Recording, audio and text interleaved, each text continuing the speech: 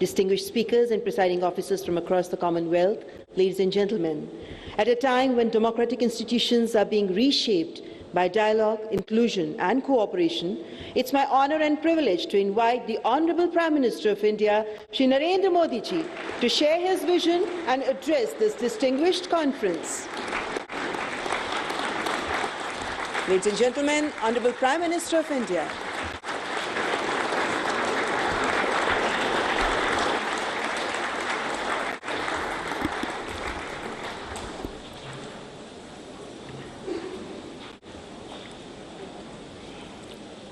लोकसभा के अध्यक्ष श्रीमान ओम बिरला जी, राज्यसभा के उपसभापति Harivansh ji, inter parliamentary union की अध्यक्ष तुलिया एक्शन जी, कॉमनवेल्थ पार्लियामेंट एसोसिएशन के अध्यक्ष क्रिस्टोफर कलीला जी, कॉमनवेल्थ कंट्रीज से आए स्पीकर्स, प्रिसाइडिंग ऑफिसर्स, अन्य डेलीगेट्स, देवी और सज्जनों, friends, in a parliamentary democracy, your role is that of the speaker. Interestingly, the speaker does not get to speak much. Their job is listening to other speakers.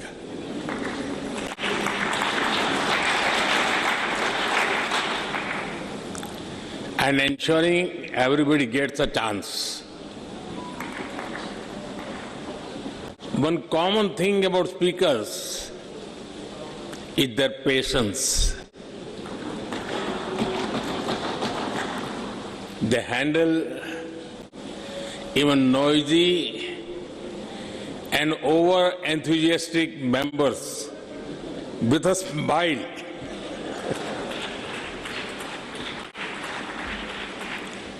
Friends, on this special occasion, I warmly welcome you. We are honored to have you with us today. Friends, जिस स्थान पर आप सभी बैठे हैं, वो भारत की democratic journey का बहुत ही महत्वपूर्ण स्थान है।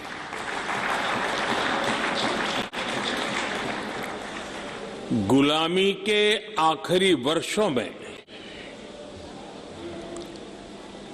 जब भारत की आजादी तय हो चुकी थी, उस समय इसी सेंट्रल हॉल में भारत के संविधान की रचना के लिए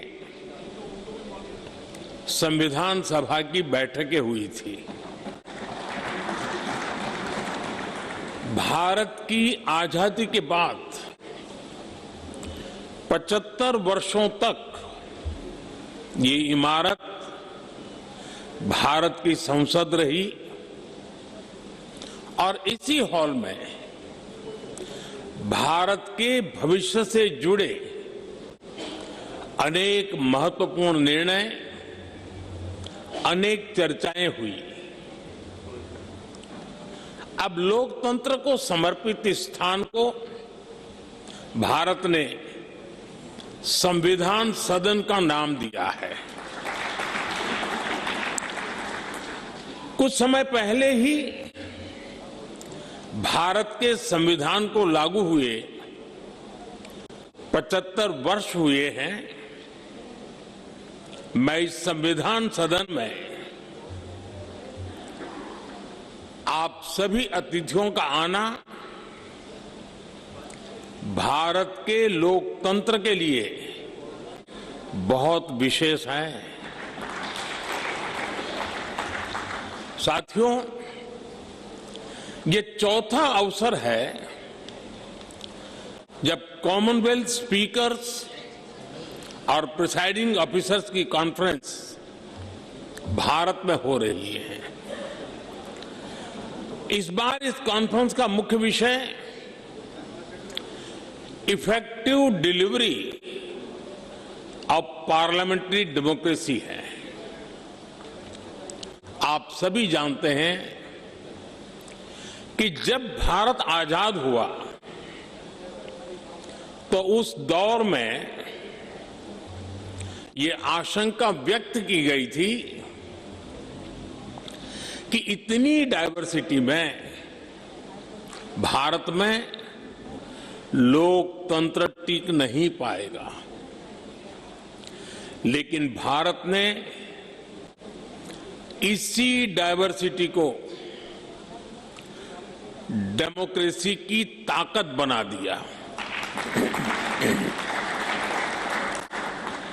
एक सबसे बड़ी आशंका ये भी थी कि अगर भारत में लोकतंत्र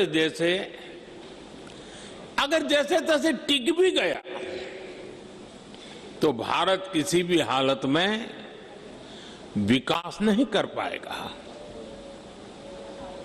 लेकिन भारत ने साबित किया कि डेमोक्रेटिक इंस्टीट्यूशंस और डेमोक्रेटिक प्रोसेसेस डेमोक्रेसी के स्टेबिलिटी, स्पीड और स्केल तीनों देते हैं। भारत दुनिया की फास्टेस्ट ग्रोइंग मेजर इकोनॉमी है।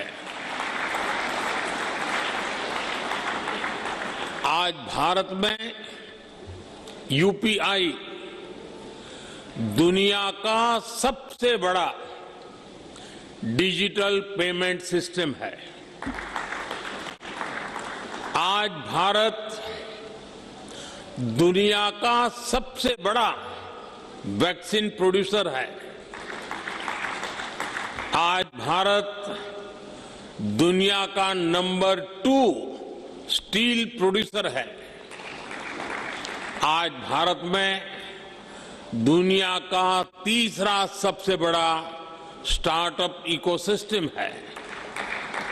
आज भारत दुनिया का तीसरा सबसे बड़ा एविएशन मार्केट है। आज भारत में दुनिया का चौथा सबसे बड़ा रेल नेटवर्क है। आज भारत में दुनिया का तीसरा सबसे बड़ा मेट्रो रेल नेटवर्क है। आज भारत दुनिया का सबसे बड़ा मिल्क प्रोड्यूसर है। आज भारत दुनिया का दूसरा सबसे बड़ा राइस प्रोड्यूसर है। फ्रेंड्स, भारत में डेमोक्रेसी का अर्थ लास्ट माइल डिलीवरी है। हम एक लोक कल्याण की भावना से हर व्यक्ति के लिए बिना किसी भेदभाव के काम कर रहे हैं और इसी लोक कल्याण की भावना के कारण बीते कुछ वर्षों में भारत में 25 करोड़ लोग गरीबी से बाहर निकले हैं। In India democracy delivers. साथियों, भारत में डेमोक्रेसी इसलिए डिलीवर करती है क्योंकि हमारे देश में और भारत में देश की जनता ही हमारे लिए सर्वोपरि है। हमने उसकी एस्पिरेशंस को, जनता जनार्दन के सपनों को प्राथमिकता बनाया है। उसके रास्ते में कोई बाधा ना आए, इसके लिए प्रोसेस से लेकर टेक्नोलॉजी तक हर चीज को डेमोक्रेटाइज किया है और ये डेमोक्रेटिक स्पिरिट हमारी रगों में, हमारे मन में है, हमारे संस्कार में है। मैं आपको एक उदाहरण देता हूं। कुछ साल पहले पूरा विश्व कोरोना की आपदा से जूझ रहा था। भारत में भी संकट कम नहीं था, लेकिन उन चुनौतियों के बीच भी भारत ने 150 से ज्यादा देशों को दवाइयां और वैक्सीन पहुंचाई।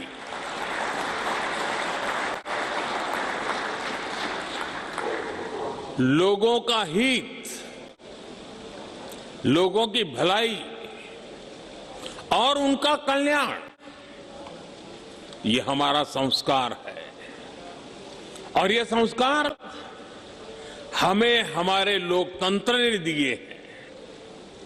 Friends, many of you know India as the world's largest democracy. Truly, the scale of our democracy is extraordinary. Consider India's general elections held in 2024. They were the largest democratic exercise in human history.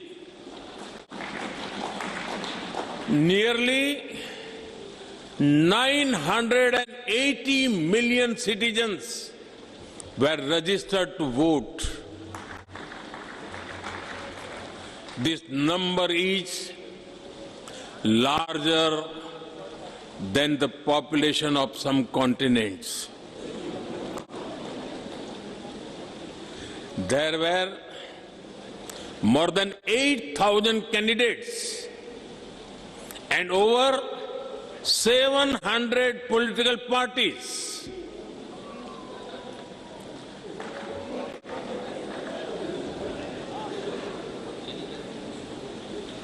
The elections also saw record participation by women voters. Today, Indian women are not only participating but are also leading the way.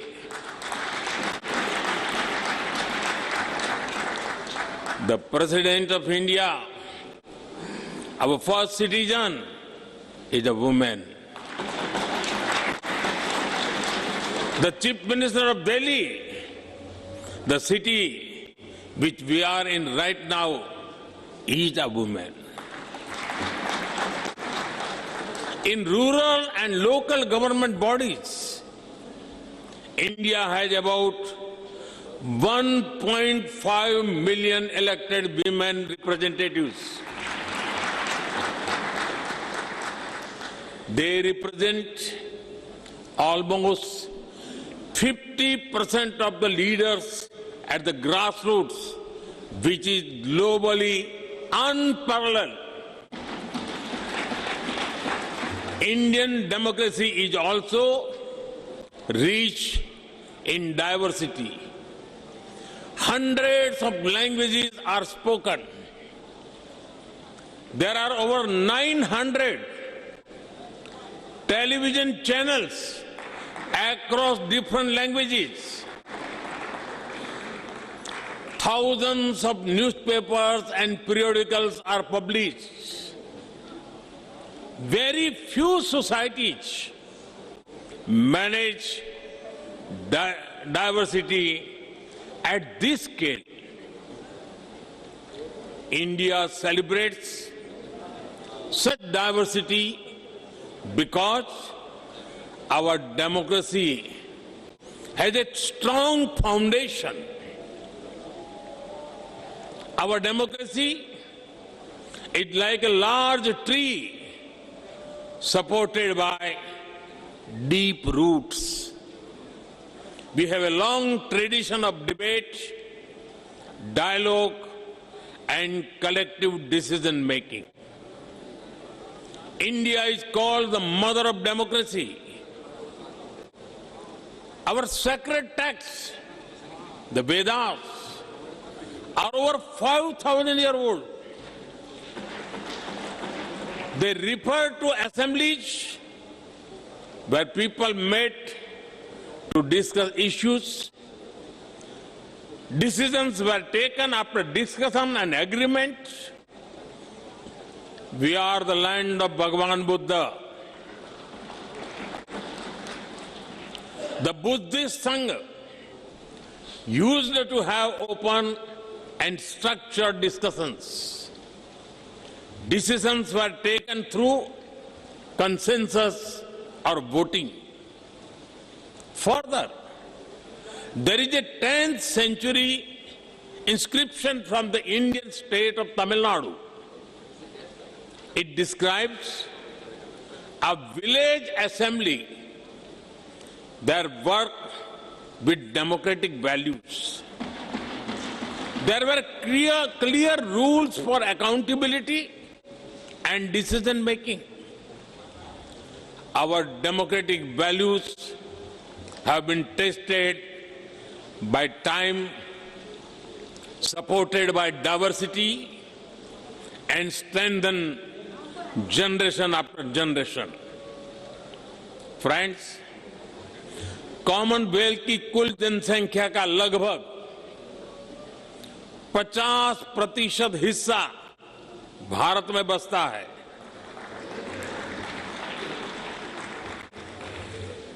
हमारा प्रयास रहा है कि भारत सभी देशों के विकास में ज्यादा से ज्यादा योगदान दे। कॉमनवेल्थ के सस्टेनेबल डेवलपमेंट गोल्स में health, climate change, economic growth और इनोवेशन के क्षेत्र में हम पूरी जिम्मेदारी के साथ अपने कमिटमेंट्स को पूरा कर रहे हैं। भारत आप सभी साथियों से सीखने का निरंतर प्रयास करता है और हमारा ये भी प्रयास होता है कि भारत के अनुभव अन्य कॉमनवेल्थ पार्टनर्स के काम आए। फ्रेंड्स, आज जब दुनिया अभूतपूर्व परिवर्तन के दौर से गुजर रही है, तब ग्लोबल साउथ के लिए भी ये नए रास्ते बनाने का समय है। भारत हर ग्लोबल प्लेटफॉर्म पर ग्लोबल साउथ के हितों को पूरी मजबूती से उठा रहा है। अपनी G20 अध्यक्षता के दौरान भी भारत ने ग्लोबल साउथ की चिंताओं को वैश्विक एजेंडे के केंद्र में रखा है।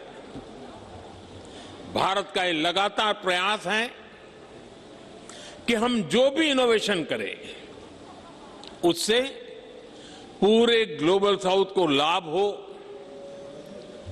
कॉमनवेल्थ देशों को फायदा हो।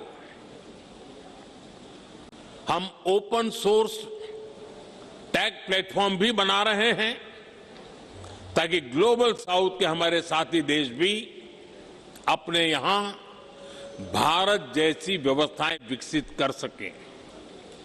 फ्रेंड्स, इस बार की कॉन्फ्रेंस का एक प्रमुख लक्ष्य ये भी है कि कैसे हम अलग अलग तरीकों से पार्लियामेंट्री डेमोक्रेसी की नॉलेज और अंडरस्टैंडिंग को प्रमोट करें। इसमें स्पीकर्स और प्रिसाइडिंग ऑफिसर्स दोनों की भूमिका बहुत महत्वपूर्ण है। ये काम लोगों को देश के डेमोक्रेटिक प्रोसेस में बड़ी भूमिका से जोड़ने का काम है। भारत की संसद पहले से ही ऐसे काम को कर रही है। Study tours, customised training programmes, और इंटर्नशिप के माध्यम से जनता को, संसद को और करीब से जानने का मौका मिला है। हमने अपनी संसद में एआई की मदद से डिबेट्स और हाउस प्रोसीडिंग्स को रियल टाइम में रीजनल लैंग्वेजेज में ट्रांसलेट करने का काम शुरू किया है। संसद से जुड़े रिसोर्सेज को भी एआई की मदद से यूजर फ्रेंडली बनाने का काम हो रहा है और इससे हमारी यंग जनरेशन को भी संसद को समझने, उनको बेहतर अवसर मिल रहा है। फ्रेंड्स, अब तक मुझे आपकी संस्था से जुड़े 20 से ज्यादा सदस्य देशों में जाने का अवसर मिला है। कई सांसदों को संबोधित करने का सौभाग्य भी मिला है। जहां जहां मैं गया, मुझे बहुत कुछ सीखने को मिला। मैं हर बेस्ट प्रैक्टिस को लोकसभा के हमारे अध्यक्ष और राज्यसभा के चेयरमैन और डिप्टी चेयरमैन महोदय के साथ आकर के तुरंत अपने अनुभवों को साझा करता रहा हूं। मुझे विश्वास है कि ये कॉन्फ्रेंस सीखने और सिखाने के इस क्रम को और समृद्ध करेगी। इसी कामना के साथ आप सभी को मेरी बहुत बहुत शुभकामनाएं। धन्यवाद।